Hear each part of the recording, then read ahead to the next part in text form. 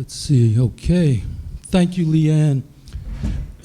I'd like to begin by just a couple of very quick thank yous. One would be to Graham Nixon for inviting me here and for his friendship. And it's poignant because I was a student here. I also taught here for a while. I was on the Board of Governors, so I have a long-standing relationship to the school. Drew in this very drawing studio, which feels exactly the same as it did about 40 years ago, actually. So I would also like to thank everybody at the school for being so gracious and kind to me. And then I very much want to thank Elena for agreeing to do this with me. Elena is also an alumni of the school, and even though we didn't study together, there's a very strong bond between anyone who's come to this place due to the substance of the school and how it's affected all of us. And I credit this place with giving me the ability to paint for the rest of my life because the artists that I worked with were so powerful and so real and so knowing and so giving. So that's my first few things that I would like to say. Then I'd like to explain what the structure of what we're going to do tonight is. It's somewhat simple. First, we're going to look at work without much talk at all. It's the last four groups of work, selections from the last four groups of work that I've made. And then subsequently, Elena will engage me with some questions, and there'll be images, fewer images that will be on the screen for a longer period of time that we'll see hopefully a relationship between what we're discussing and what's up there. I don't have anything else to say. I mean, we thought you'd rather look at the slides than look at us. But I think we've covered it. Okay, so Ruth, if you could continue, and can the lights go off for a bit?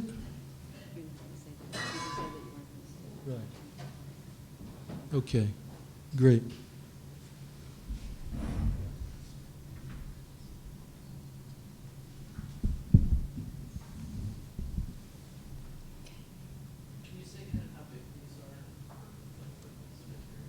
Yeah, these first ones are like 16 by 12 inches.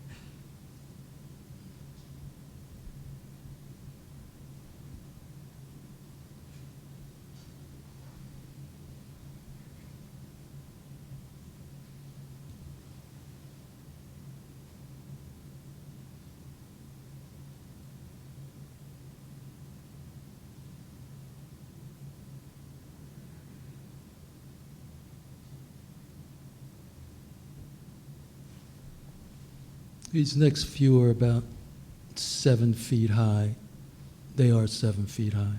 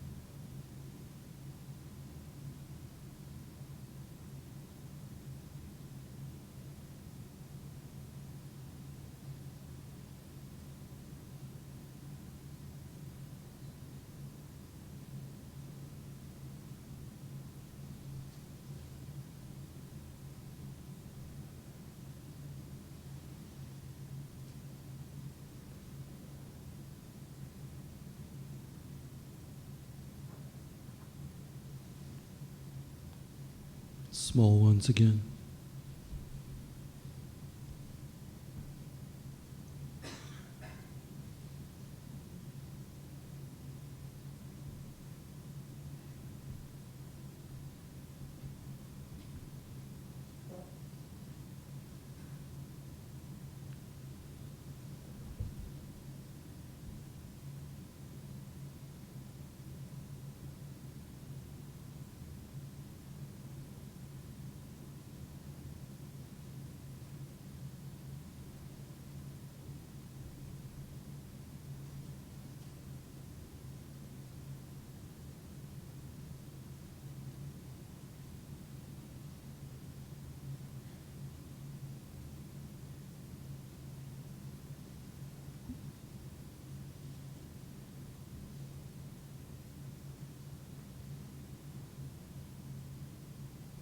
Maybe you could go just a bit quicker.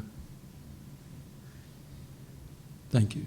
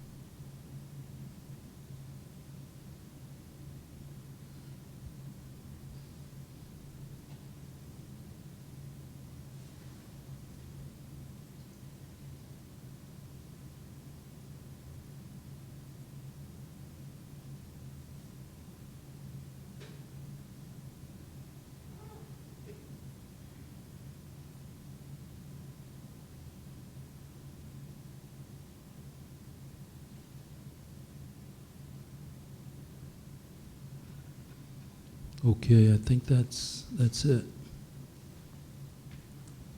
Okay, so we're going to have the slides keep going, but more slowly while we're talking, because thought it would be better to have examples of what we're talking about up there for everyone to look at. I'm going to start out with easy questions. Glenn, I know you're involved with team sports, particularly baseball and basketball. Do they inform your work in any way? That's not easy. Okay. They're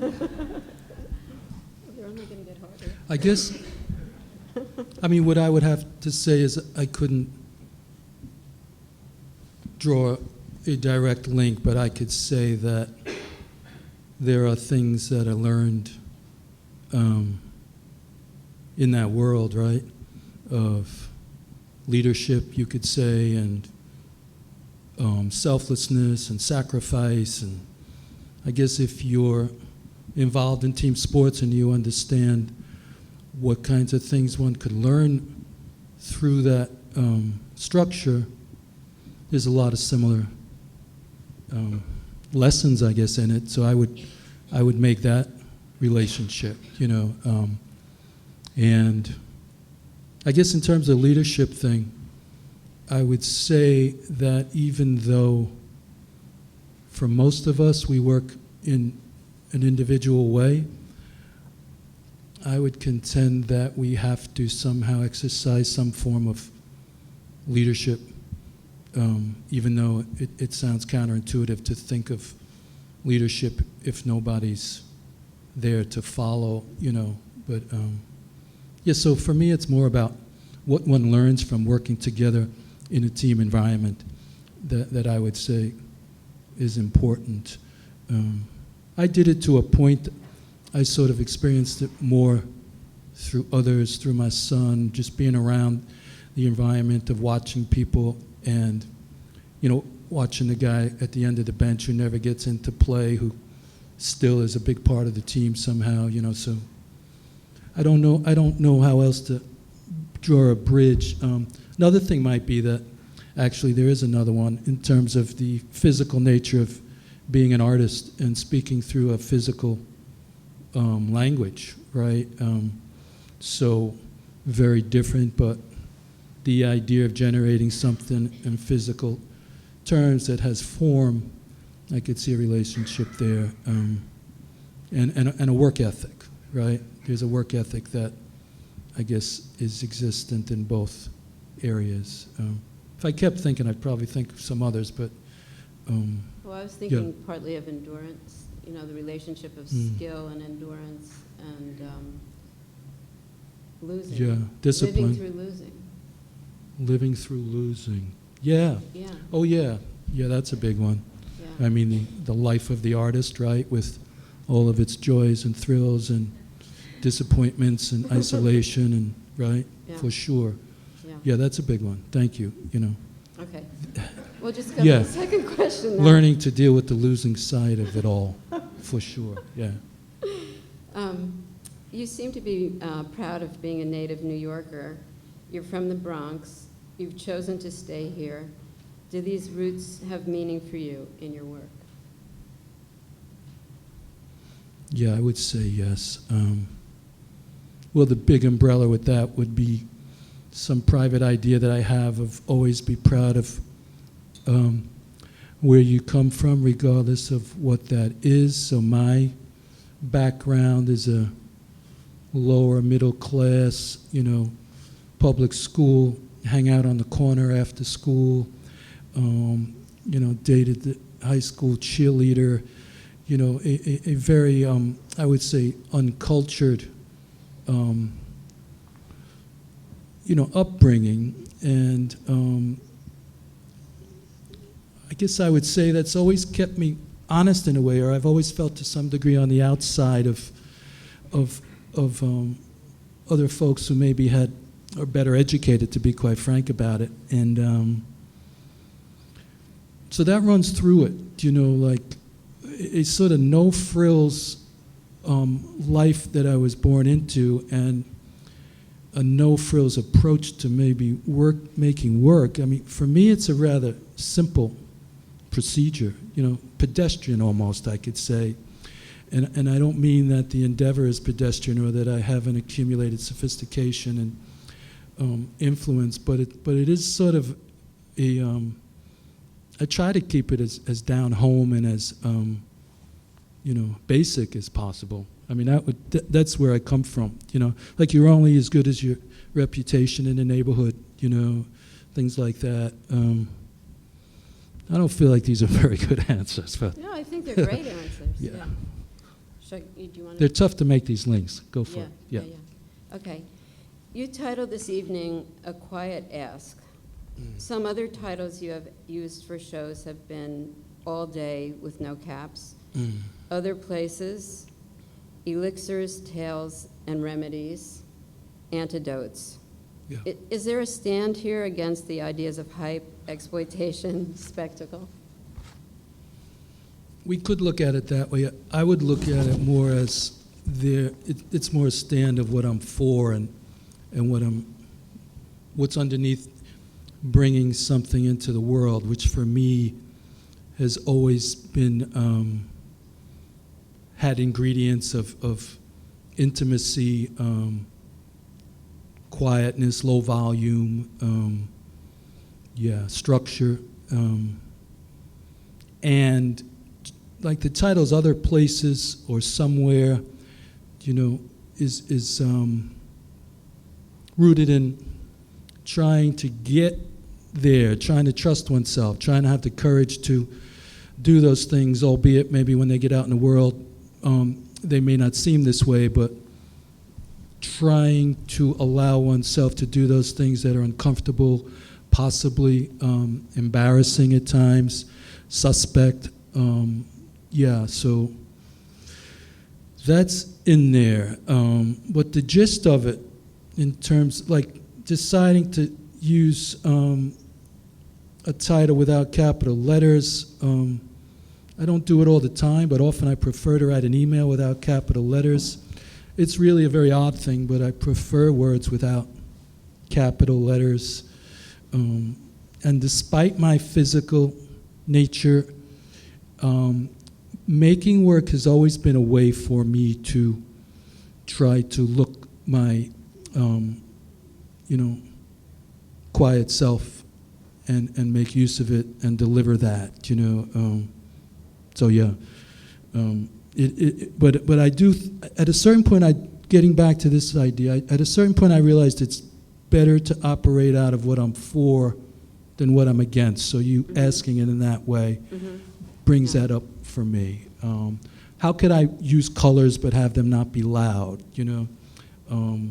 Is it possible to flaunt sincerity, Is it possible to take that position and hope that someone might be moved by one's work, or even if words don't seem to help, or ideally the disappearance of words and the focus on an experience that maybe one's left with that might be calming or nurturing or loving. Those are the general reasons that I make work.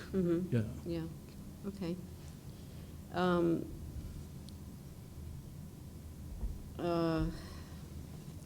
This next question, I think you've answered some of it, but you have a great relationship and appreciation of the different crafts as activity for cultural meaning and for visual stimulation. When someone is knitting or weaving, painting a sign, or quilting, it's almost as if they're condensing time and adding care. There seems to be a slowness and intimacy and a serenity to your process. Is that true, or does it just look that way when you finish the painting? Yeah, I would say it's part of it. I mean, another part is discipline and labor, basically. So it's somewhere in between. When one makes this number of marks, I guess one of the things that comes up is that meditative, or is that a meditational practice, or do you see it that way? And I don't see it so much that way, maybe as a calming. The word calming would come into it, and then relief in a way, where when I make a decision, sometimes it then just opens up into labor, which is kind of welcomed, right? So, okay, now I've got to put black dots over this whole area that will take me X number of hours. There's something quite fine about that, and doing that is kind of a wild discipline in a way. It's not about being perfect. It's not about drawing these lines out, but I do like the challenge. I mean, I could relate that to an athletic thing. It's sort of like, and it gets down to if I make some dots that are too wide, I will come back and try to squeeze another dot in. It is a whole thing. It's flawed, right? Flaw is built into it.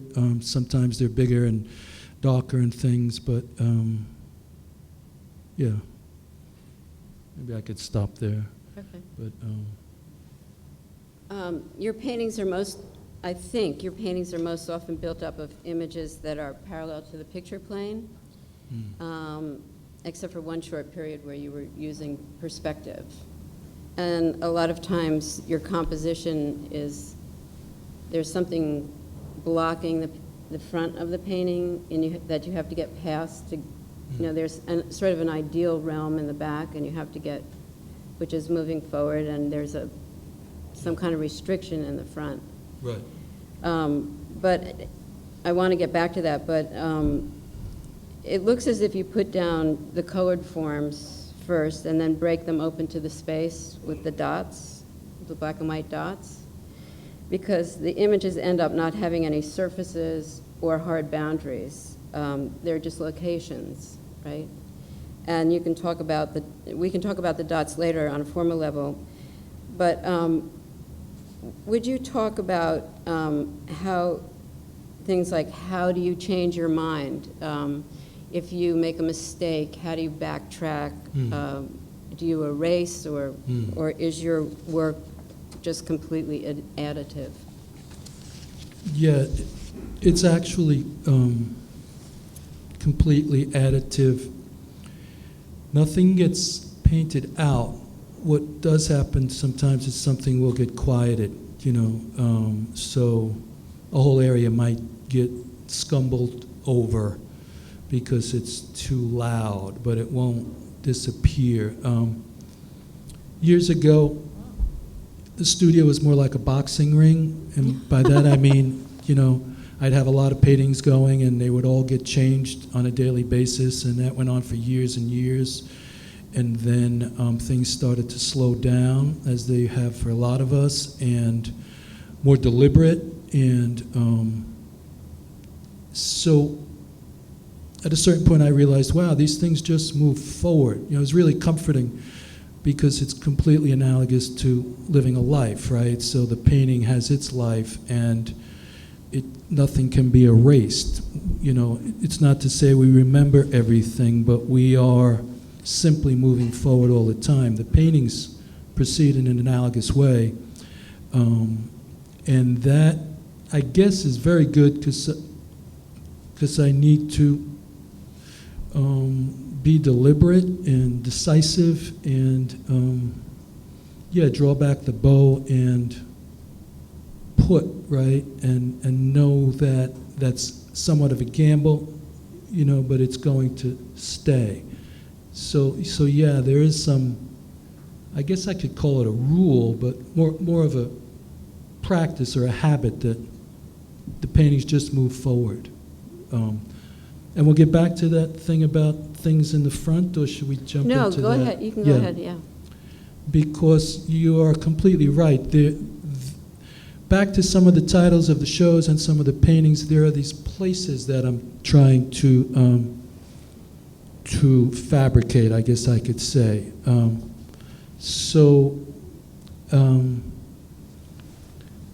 And in a private way, like in my mind, which I don't run around saying, but it's not easy to get to these places.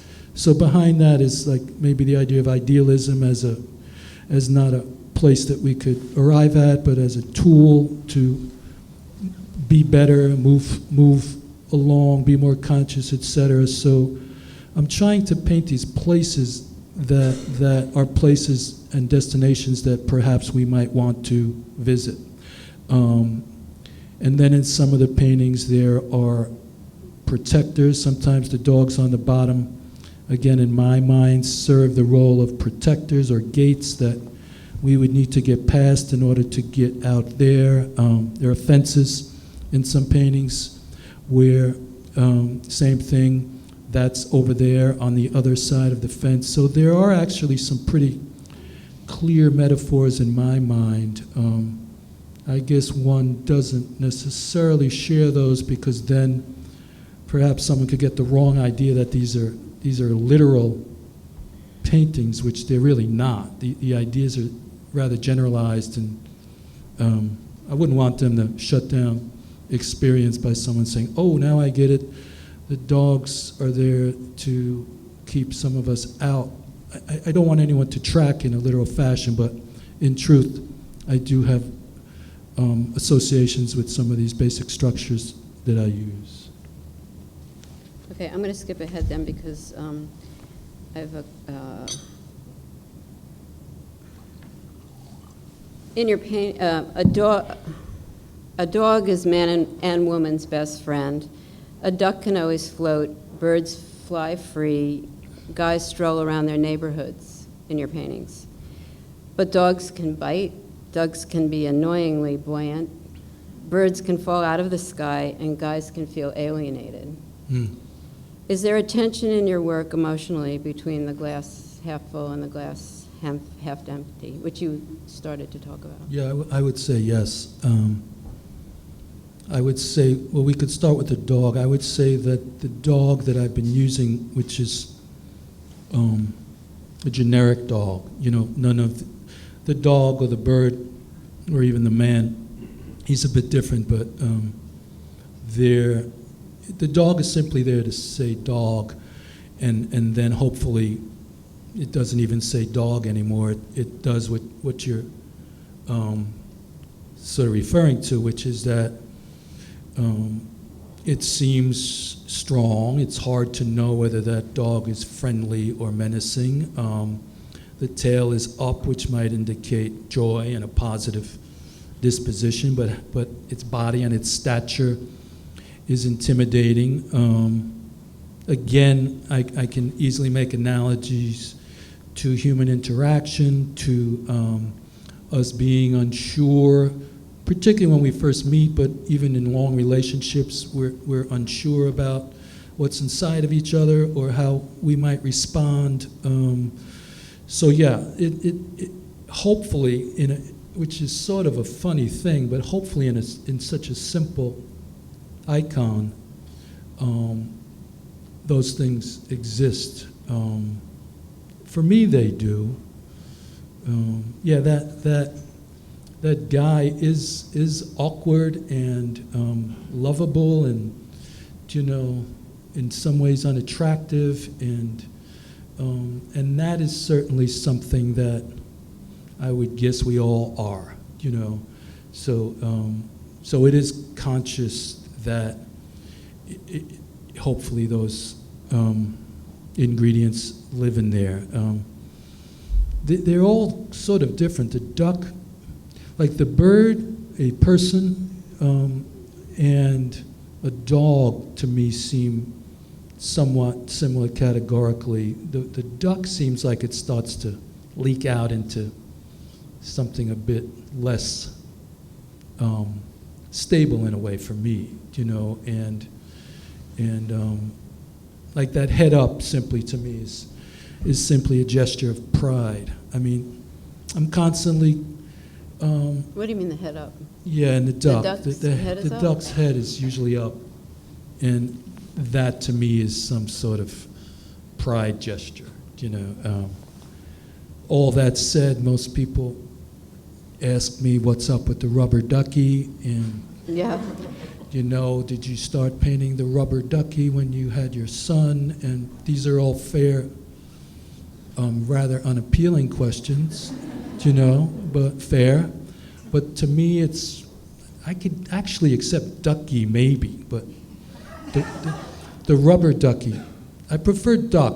Ducky I might be able to, go out on a limb with, and rubber ducky's where I sort of keep a standard sort of blank face and just sort of get through it.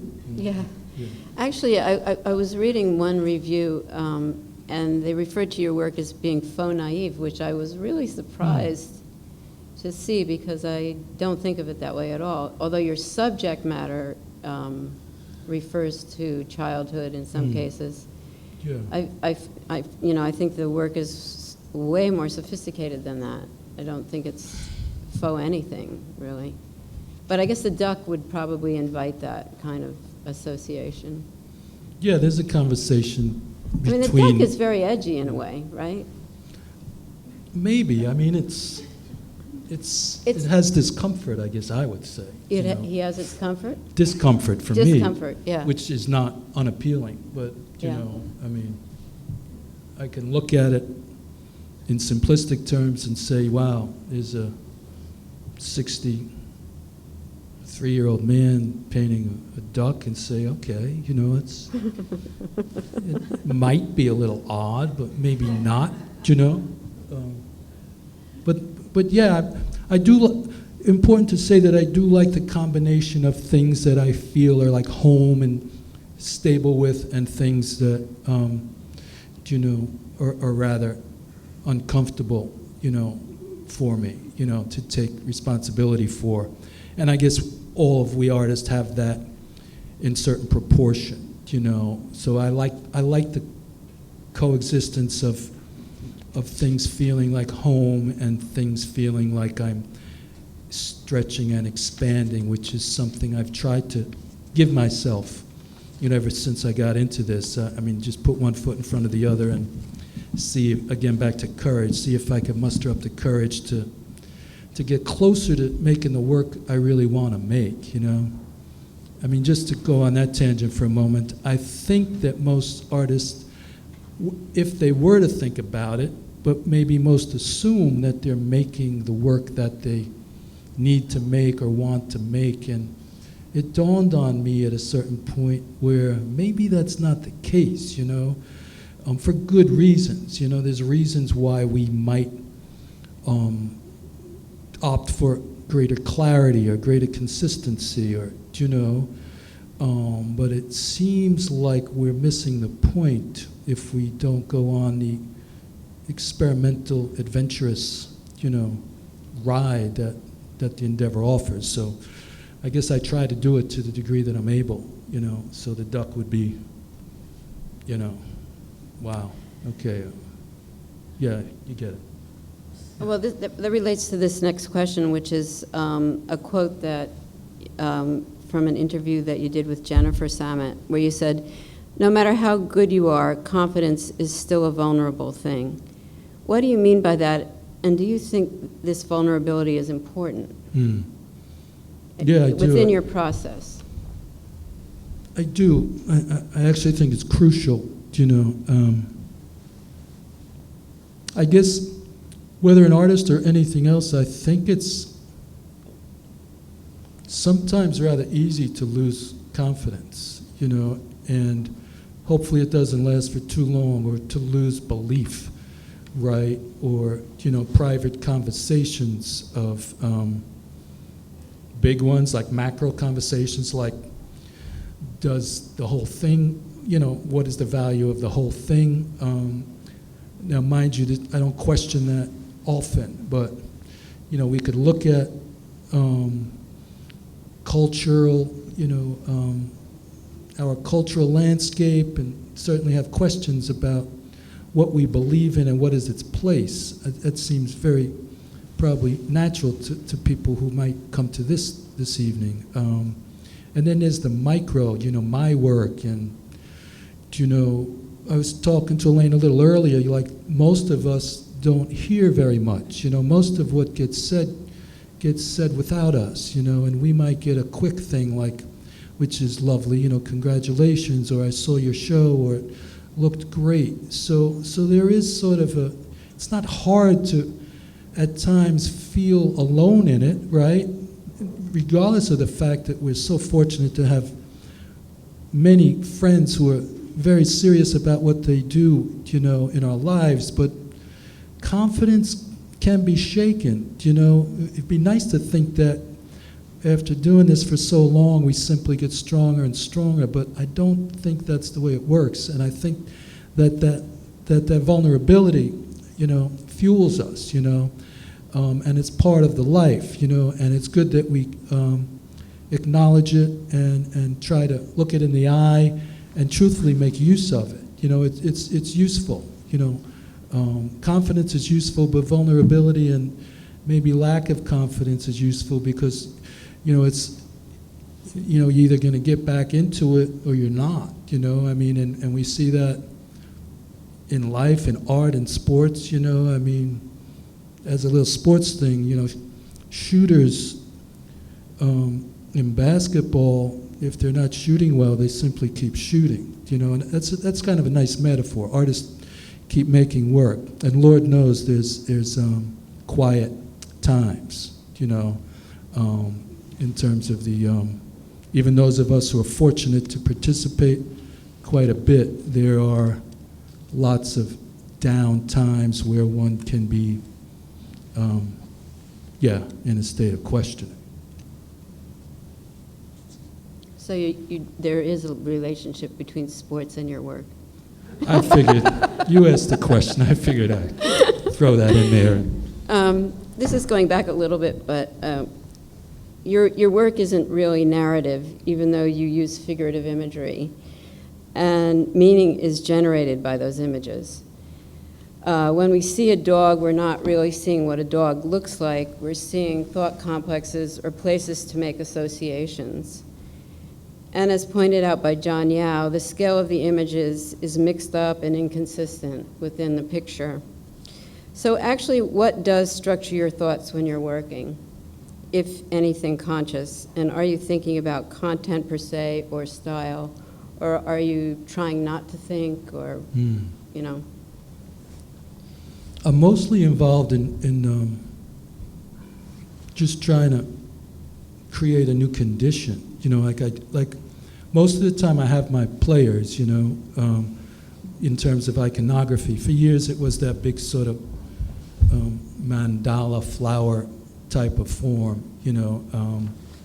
So I sort of knew that would be implemented, and then it was just a matter of what kind of a condition would surround it. What would it be in? Would it be bigger, smaller?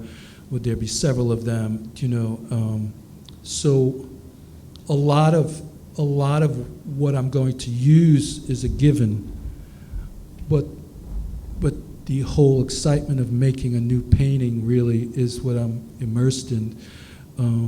I kind of know what they do essentially, but it changes, you know, if there's a fence in front of it, or if behind it there's a deeper, you know, space, right, a landscape, as opposed to, like, say, something that looks more like knitting or fabric, you know. So, but there's not a lot of,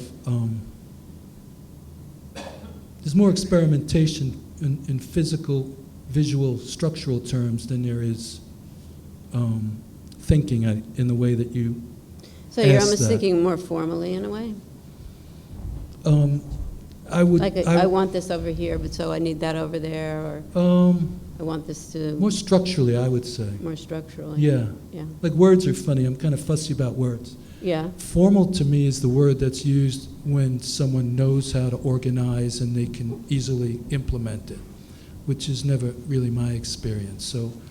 So I would say I'm trying to build. Yeah.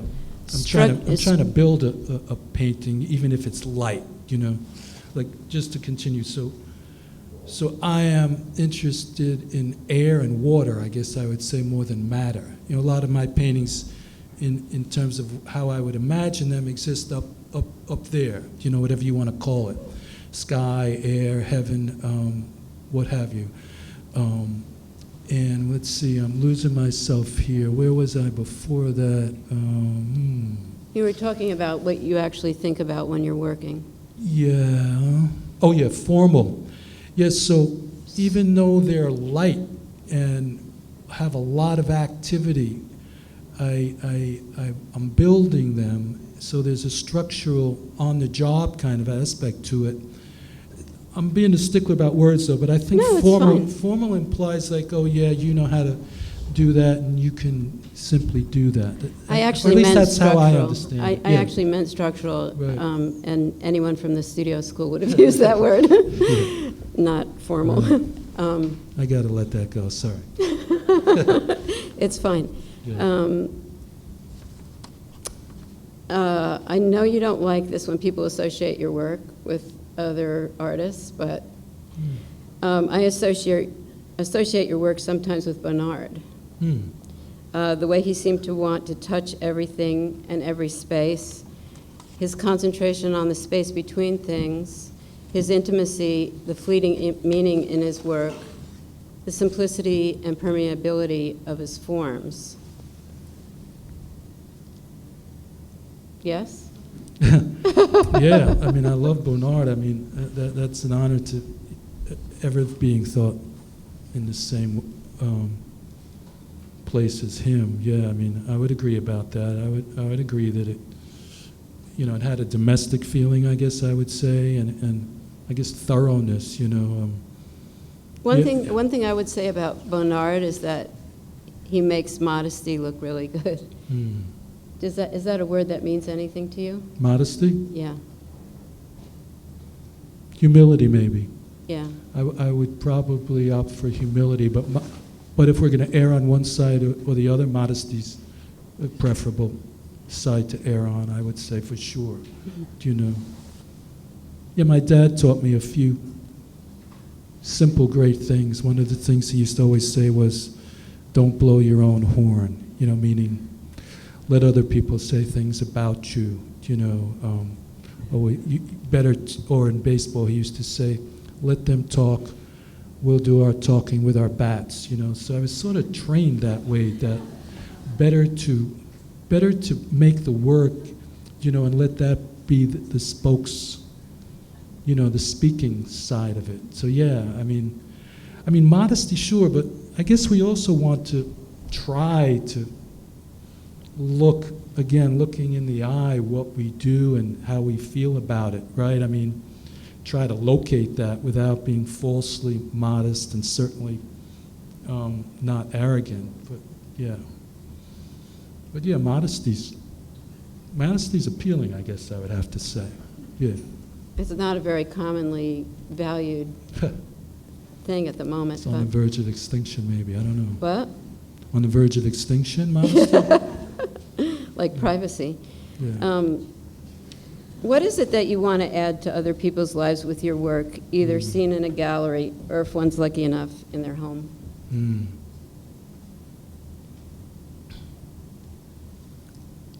I do like the idea that a work of art can be like a suspension mechanism, right? So nothing else exists except our experience of a work of art that compels us. I do like the idea of it being a pause, which is in keeping with that. I like the idea of it being nutrition. I like being what? Nutrition. Fulfilling, loving. Yeah, something that, to be simple about it, something that we feel is generative and good to be around. That's what I try to bring forward, you know. And perhaps, maybe most important, two things. We feel like it's complete, but we want to keep looking at it, you know. That would be great. I mean, I realized recently that most art the art itself is on pause, and by that I mean it's either not being seen because it's in a studio or in storage or something, or if it is being seen, theoretically, it may not be looked at very much, you know, so that happens a lot in galleries. Things get glanced at, and often galleries are empty. And then even in our homes, the art that we have, we don't look at frequently, would be my guess. So it's kind of interesting that the very thing that we do it for is somewhat challenged by the facts. However, being around it, I do believe that being around it is kind of alive. You know, I do think that having that painting or sculpture or drawing in our midst is a working entity, even if we're not scrutinizing it. So I would like to think that, yeah, go ahead. You mean that it's acting on someone even though they're not aware of it? I think so. Yeah. I think everything in our midst is energized and affects us, even if we're not directly looking at it. So I didn't want to make it sound like, oh, how sad that these works of art aren't getting experienced that much. I think it's okay, but I would hope that, my work would participate in some very base-like positive betterment of somebody's, domestic life. Yeah. Mm-hmm. Okay. You've maintained a studio life since the mid-'70s. You, like many of us, have experienced the ups and downs in the market. You've witnessed and participated. You're weathered. What has sustained you, and what advice would you give young painters just starting out? Or artists, I should say, young artists. I guess what sustains me is that at a certain point in my life, it actually started here. Before I came to school here, I had dropped out of college and traveled around Canada and the States and started to draw, and play a little bit of music, but simply like, I would say advanced doodles. I wasn't really looking at anything. There was no discipline to it per se, other than I got involved in the activity. And then I came here to the studio school after I finished college, and it was a very compelling environment. And I knew that it was a big thing if someone chose to do this. This place made that very clear. And at first it was daunting because I really didn't have much experience, and I guess I looked around and thought, wow, gee, I don't really know what they're doing, but they're doing something that seems important. And then as I started to get involved, I was fortunate because I felt like I really wanted to do this, and I felt like it was possible that I could do this. And truthfully, ever since then, I've been lucky to have found the kind of work that I want to do. So that's what sustained me, truthfully, is that I like, maybe like isn't the right word, I want to, I need to, I'm interested and excited about speaking through this language. And it's always moving, and I could have never predicted the works that I've made, so it's a very interesting, like I used the word earlier, adventure. So that's not such a problem, and that's taken me through. I guess I don't know what I would say to a young artist other than follow your instincts, and if you're very excited about doing something that you think is leaving behind ideas that you had previously or ideas that other people might, agree with you on, and then there's that sense of departure and ideological shift, and at its worst, maybe betrayal, I would say go for it. I would say try to, like I said, muster up the courage to go in the direction that you have to go. It's worth it. The bumps and bruises are worth it, and the more one does that, the more, I guess I would say, one grows into oneself, which is a very exciting thing if we feel that way, and the rest, I don't know, it's tough, but it's worth it. I want to tell a quick thing, which I always think about when this kind of thing comes up. I was once flipping the dials, and I came to this music show. It was Wynton Marsalis talking to, it was like a master class, a jazz master class that he was running, and there were 4 young musicians in it. And then this little documentary shifted to them having dinner. And I remember Wynton Marsalis saying to the 4 of them as he was eating, he said, you're all already in the family, it's clear. You are extraordinary young musicians who it looks very, very, very clear that you will spend your life doing this. He said, but I want to say, and then he paused for a minute, he says, I want to say, but there's a price for it, and he kind of smiled, right? And then he followed it by saying, but it's well worth it, So to the young artist, I would say, yeah, it doesn't end, you know, like the appearance of success, you know, and it doesn't end that issue, you know, of needing to, you know, deal with the exhilaration of trusting yourself despite how isolating and problematic it might become. You know, all the things like your work changing, right? You know, your work changing in a public context. You know, as a species, maybe one of our flaws is that we're looking for understanding and clarity and explanations too frequently. So artists really can be a real problem, you know, in terms of all that. And I think it's a worthy trade-off, you know, I really do. Yeah. Good. This would be a good time, I think, to ask for questions from the audience.